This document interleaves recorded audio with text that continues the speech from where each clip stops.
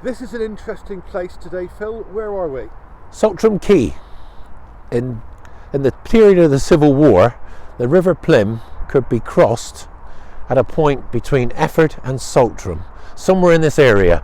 Not to be confused with Longbridge, which was a causeway further upstream before they built all this extra land, reclaimed land over there and narrowed the river.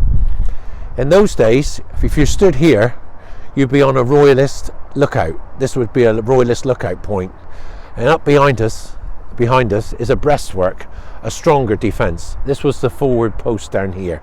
This has all been carved out of the rock.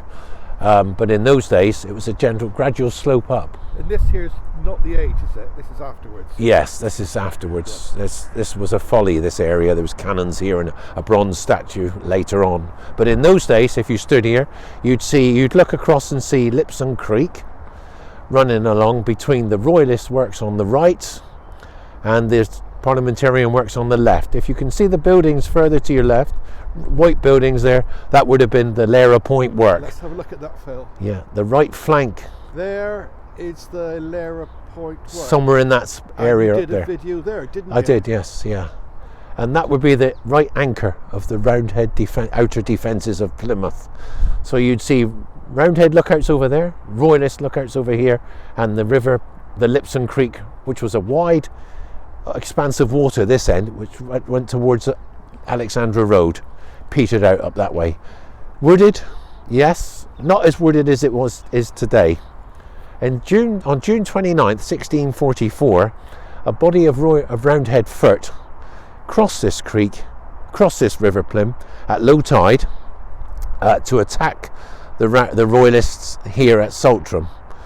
They quickly overran the guards here and then moved up towards the high ground beyond.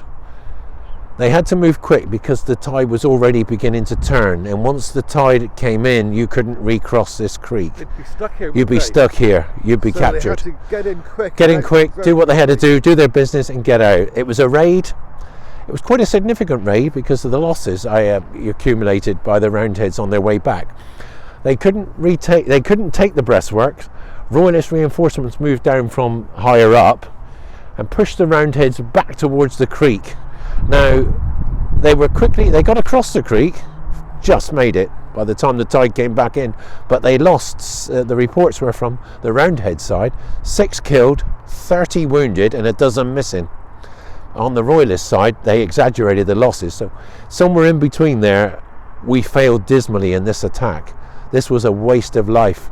I mean, to lose that many men in a small skirmish for nothing is a total waste. And that's what happened here. There were other raids, but these are not recorded. A lot of the history of the Civil War went unrecorded. Minor raids.